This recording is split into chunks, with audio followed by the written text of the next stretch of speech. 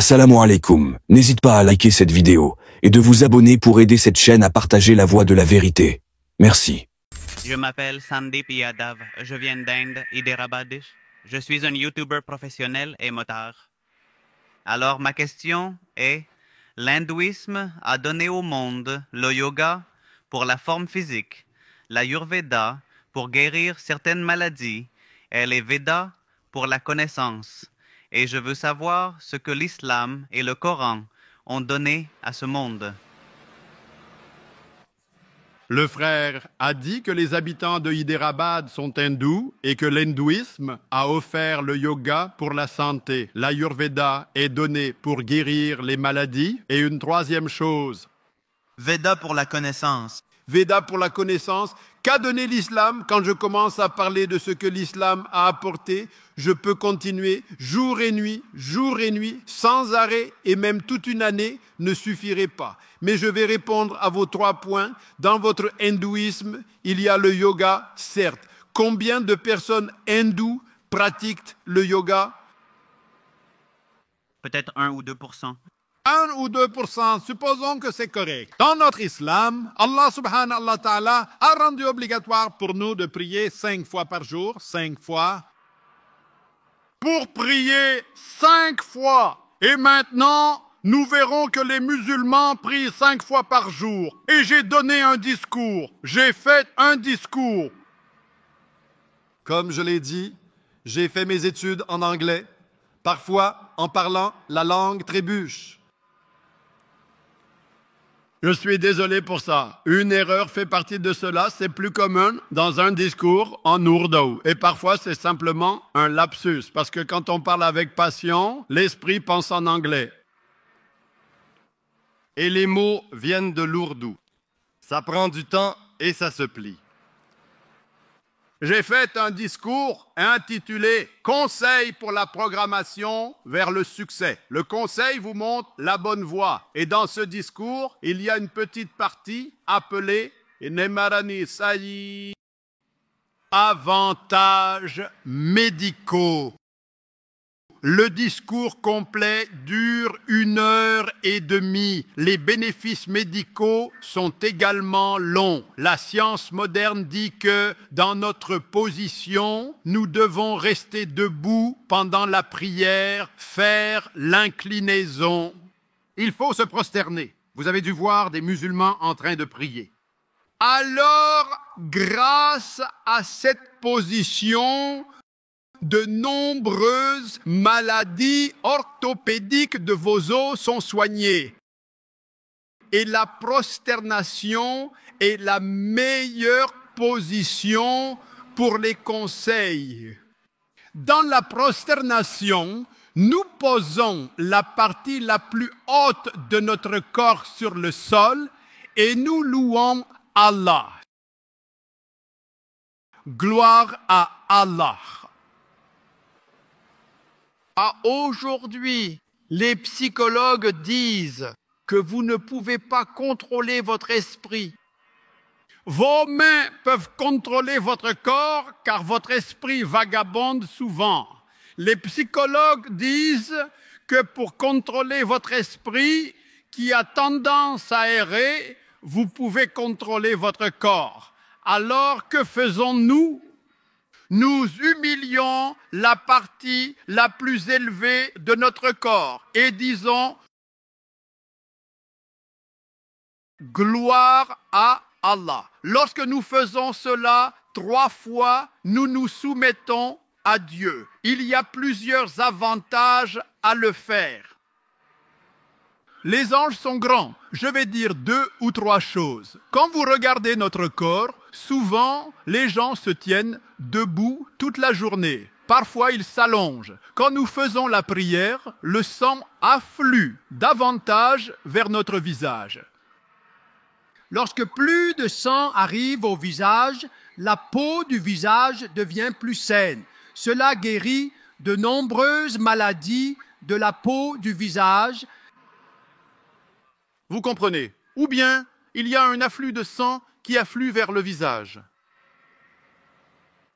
Quand vous faites une prosternation, Beaucoup de gens ont des sinus. Sinus signifie ce qui est à l'intérieur de notre visage, les sinus. Sinus maxillaire, petit sinus. Alors, quand nous faisons la sijda, il se draine. Cela signifie que le fluide s'écoule. Vous avez moins de chances d'avoir une sinusite. Quand nous respirons normalement, nous inspirons et expirons ensemble. Dans nos poumons, 2/3 de l'air sort, l'air entre, mais tout l'air ne sort pas. Sinon, nous devrons le faire intentionnellement, ce que nous ne faisons pas normalement. Lorsque nous faisons la prosternation, nos parties abdominales exercent une pression sur les parties inférieures de nos poumons. Cette pression expulse l'air résiduel, connu en médecine comme l'air résiduel, qui est ce tiers d'air dans nos poumons. Ainsi, lorsque nous respirons pendant la saison, nous recevons de l'air frais. Grâce à cet air frais, la santé de nos poumons est bonne.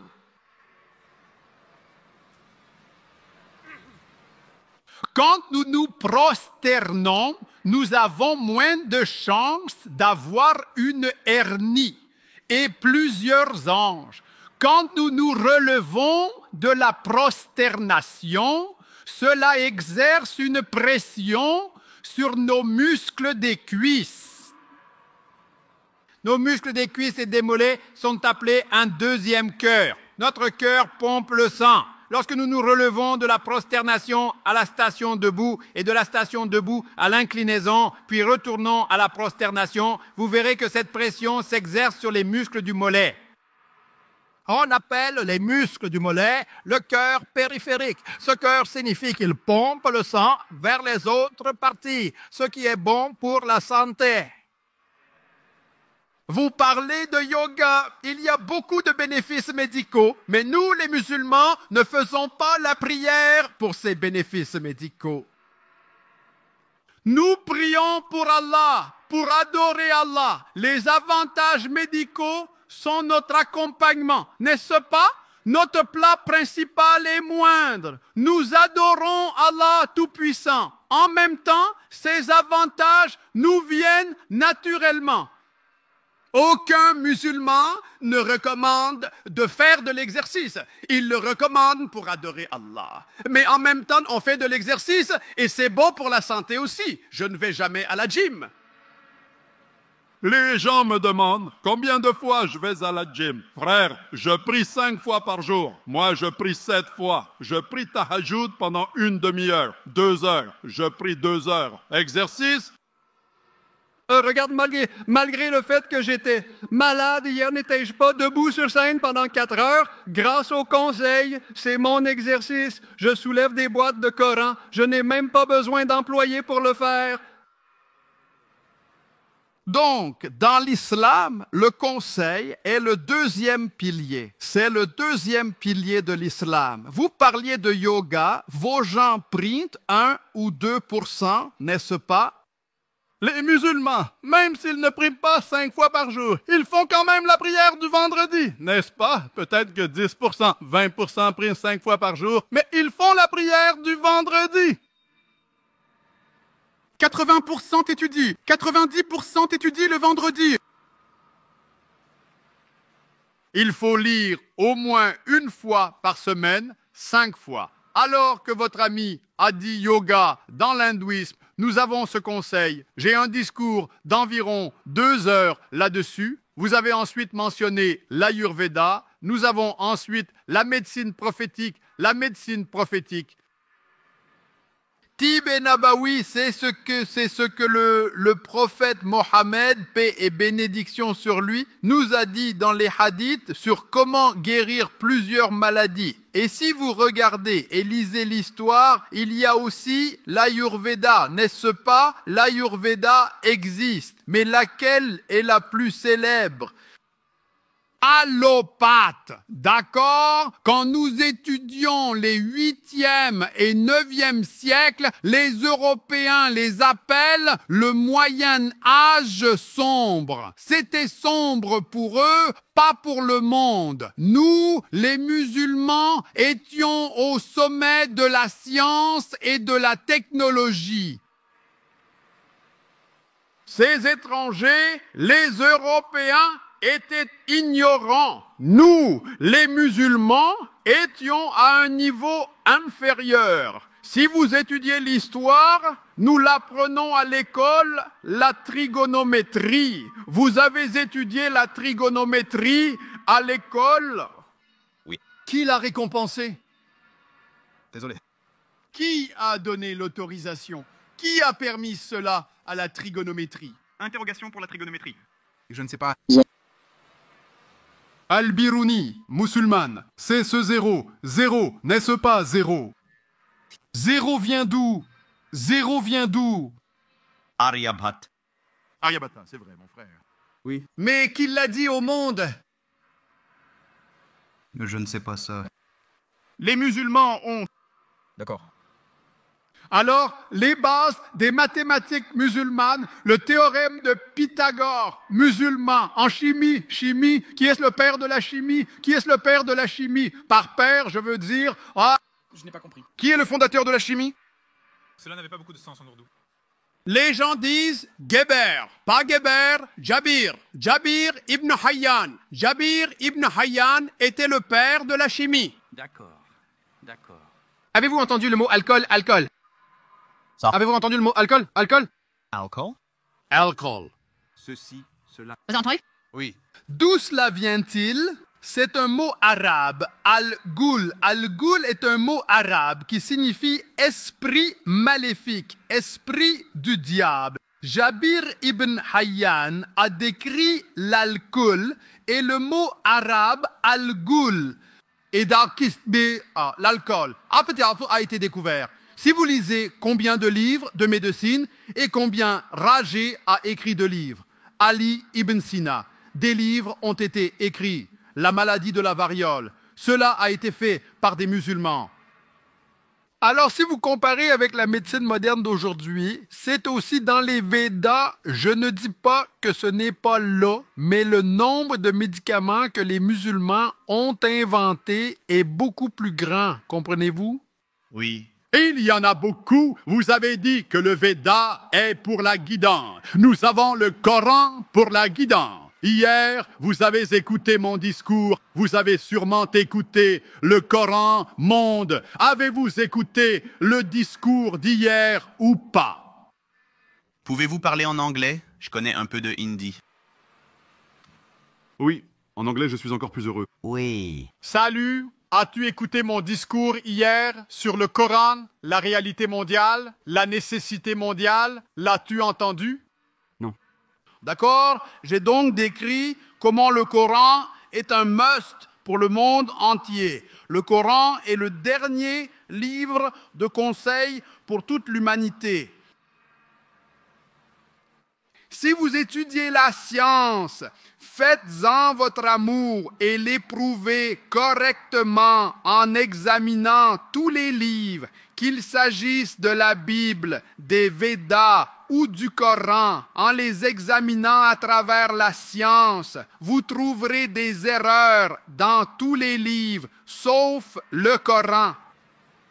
Je ne veux pas normalement chercher des erreurs dans les autres livres, car il est écrit dans le Coran. Venez, parlons de ce que nous avons en commun. Il est écrit dans votre Veda que le soleil tourne autour de la terre. N'est-ce pas? C'est bien écrit dans le Veda. Scientifiquement, c'est correct? Oui. Le soleil tourne-t-il autour de la terre? Je comprends. Prend-il ou ne prend-il pas? En fait, il parle couramment l'ourdou, donc... D'accord. Si vous lisez les Védas, il est mentionné dans les Védas que le soleil fait des cercles autour de la terre. Je vous pose une question. Oui, non, cela tourne autour du soleil. Pardon? La Terre tourne autour du soleil. Correct, mais votre Veda me disait le contraire. Ce Veda dit que le soleil tourne autour de la Terre. Cela signifie que c'est une erreur scientifique. Que dit le Coran? Le Coran, il y a un total de 6326 versets, dont plus d'1 millier parlent de science.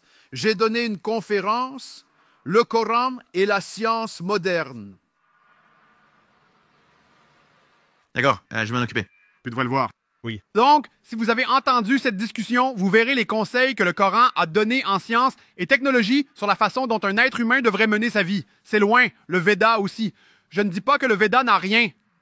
Mais si vous comparez une pomme à une pomme, il y a un monde de différence entre la connaissance du Coran et la connaissance des Védas. Je ne vous dis pas que le Vède n'a pas. Le Vède contient des faits scientifiques. Le Vède offre de beaux conseils. Mais si vous comparez, par exemple, si vous lisez un livre de niveau primaire et si vous lisez un livre de doctorat, les deux sont corrects. Mais n'y a-t-il pas une différence dans les conseils? Oui ou non? Désolé. Hein? Quand vous lisez un livre de 2e année et un livre de doctorat. Oui. Les deux sont corrects, mais la différence de connaissance est comme le jour et la nuit. Correct? Oui. De même Vède a de bons points. Je ne dis pas non, mais les points du Coran sont bien supérieurs. Donc Dieu Tout-Puissant, Allah subhanahu wa ta'ala, dit dans la sourate Ra'd, chapitre numéro 13, verset numéro 38. Et à chaque époque, nous envoyons la révélation. Dieu Tout-Puissant a envoyé un livre à chaque époque. Seuls 4 sont mentionnés nommément dans le Coran. La Torah, le Zabur, l'Injil et le Coran. La Torah a été donnée à Moïse, paix sur lui. Le Zabur a été donné à David, paix sur lui. L'Injil a été donné à Jésus, paix sur lui. Et le Coran au dernier et ultime messager, le prophète Muhammad, paix sur lui. Mais en dehors de cela, il y avait beaucoup d'autres livres. Le nom n'est pas mentionné. Peut-être que le Veda était aussi un livre de Dieu. Je ne dis pas que c'est certain. Peut-être, nous ne savons pas, mais tous les livres qui ont précédé le Coran étaient destinés à une certaine période et à un groupe particulier de personnes. Donc, parce qu'ils étaient destinés à une période et à un groupe de personnes particuliers, le Dieu Tout-Puissant n'a pas jugé bon de le préserver. Mais comme le Coran est la dernière et ultime révélation, il n'était pas envoyé uniquement pour les musulmans ou les arabes, il était envoyé pour l'humanité entière. Et le Dieu Tout-Puissant l'a préservé. Et Dieu Tout-Puissant a révélé le dernier ajout à sa révélation quand il savait que les êtres humains étaient prêts à l'accepter. C'est la raison, comme je l'ai dit plus tôt, le véritable concept de Dieu et même dans le culte d'un Dieu ne fabrique pas d'idoles, ne nous crée pas. Avec le temps, beaucoup de choses ont été modifiées, ont été corrompues. Selon Swami Vivekananda, vous avez entendu parler de Swami Vivekananda? Oui. Il dit que le Veda actuel n'est qu'une petite partie disponible. Donc, toute la révélation avant Dieu Tout-Puissant, avant le Coran, désolé, elles n'ont pas été préservées. Mais la dernière et ultime révélation a été préservée. Tous les messagers qui sont venus avant le prophète Muhammad, 25, sont mentionnés par leur nom. Adam, Noé, Moïse, Jésus, Muhammad, paix soit sur eux tous. Mais notre bien-aimé prophète Mohammed sallallahu alayhi wa sallam a dit qu'il y avait 124 000 messagers envoyés sur la surface de la terre.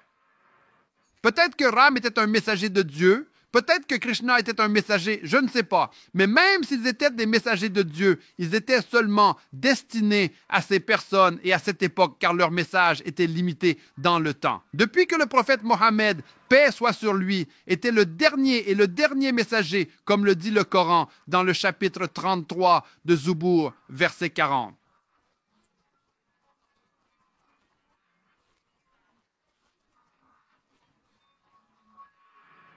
Ce Mohammed n'est pas que la paix soit sur lui, le père de l'un de vos fils, mais est le messager d'Allah et le sceau des prophètes.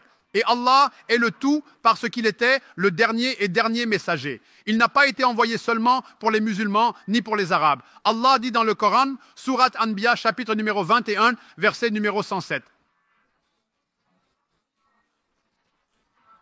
Que nous n'avons envoyé que comme une miséricorde pour tous les mondes, comme une miséricorde pour toute l'humanité, comme une miséricorde pour toutes les créatures. Ainsi, le prophète Mohammed n'a pas été envoyé seulement pour les musulmans, ou pour les arabes, ou pour les pakistanais. Il a été envoyé pour le monde entier, pour tous les êtres humains.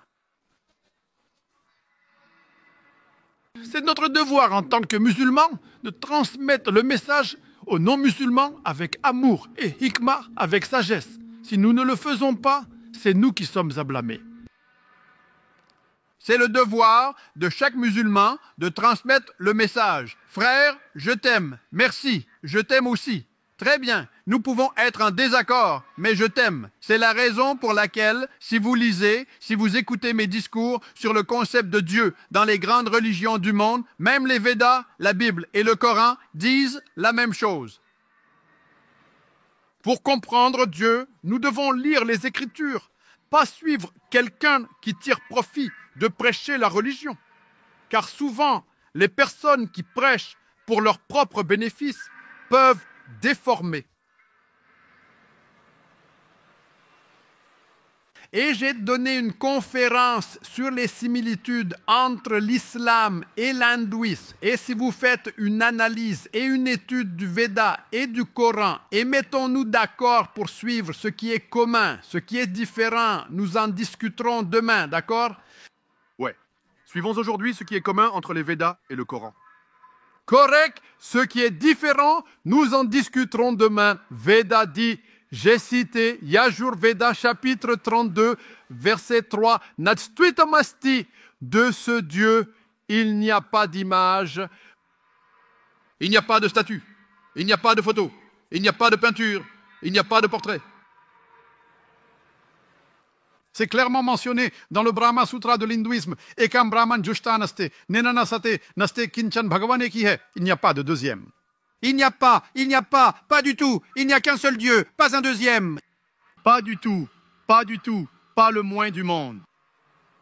Donc c'est la même chose que ce que j'ai mentionné dans le Coran. Si vous lisez les écritures hindoues, votre écriture dit que le dernier rishi, le dernier messager de Dieu serait le prophète Mohammed. Il y a tellement de prophéties du prophète Mohammed dans les écritures hindoues, dans le Bhavishya Purana, dans le Veda. Il existe un Purana appelé Kalika Purana. Si vous lisez le Kalika Purana, chapitre numéro 2, verset numéro 5, 7, 11, 15, il est dit que le nom de son père sera Vishnu Yast. Vishnu signifie Dieu, Yast signifie serviteur, serviteur de Dieu. Si vous le traduisez en arabe, c'est Abdullah. Le nom du père du dernier et ultime messager, le prophète Mohammed, était Abdullah. On dit que le nom de la mère était Sumati. Sumati en sanskrit signifie sérénité, paix. En arabe, Amina. Le nom du dernier et ultime messager, le prophète Mohammed, était Amina. Le filtre dit que ce dernier prophète aurait 4 compagnons proches et nous savons que le prophète Mohammed paie sur lui avec 4 compagnons, les 4 califes bien guidés. Hazrat Abu Bakr, Hazrat Omar, Hazrat Othman, Hazrat Ali. Puisse Allah être satisfait de tous. Il naîtra dans la ville de la paix, la Mecque. Il naîtra dans la famille du chef de cette ville. Et le prophète Mohammed est né à la Mecque, dans la tribu des Quraysh. Et le prophète a poursuivi très longtemps. Alors quand votre livre dit clairement qu'il y a un Dieu, ne faites pas d'image. Ne faites pas d'idole. Il dit d'adorer le dernier et dernier messager, le prophète. Alors pourquoi ne suivons-nous pas? Crois-tu qu'il y a un Dieu, frère? Oui. Croyez-vous que Dieu a des idoles? Pouvez-vous fabriquer une idole de Dieu? Non, il n'y a pas d'idole pour Dieu. Très bien. Donc vous croyez qu'il y a un seul Dieu et vous croyez que l'adoration des idoles est mauvaise. Correct? Ce n'est pas faux, mais je ne crois pas que ce soit parfait. Correct. Si vous ne pouvez pas transformer un Dieu en idole, alors le culte des idoles est aussi incorrect, n'est-ce pas? Comment pouvez-vous réduire Dieu à une idole? Si l'idole tombe, elle se casse, non? Oui. Alors Dieu peut-il casser? Donc vous êtes d'accord pour dire que l'idolâtrie est mauvaise? Je ne suis pas d'accord. Mais Très bien. Vous n'êtes pas d'accord? Très bien. Êtes-vous d'accord que le prophète Mohammed est le dernier et ultime messager de Dieu? non, je dois faire des recherches et tout, puis... J'ai besoin de faire des recherches et tout. Bien sûr. Donc ma demande pour toi, mon frère, c'est parce que je t'aime que tu devrais écouter ma cassette vidéo sur le prophète Mohammed dans les écritures hindoues. Et voici mon discours sur les similitudes entre l'islam et l'hindouisme. Et Inch'Allah, priez Allah pour vous guider. Si vous lisez la traduction du Coran, c'est ma deuxième demande. Si vous lisez la traduction du Coran en anglais, la langue que vous comprenez le mieux, vous trouverez la différence entre la craie et le fromage. Et je prie Dieu Tout-Puissant de vous accorder... Merci beaucoup. Merci beaucoup.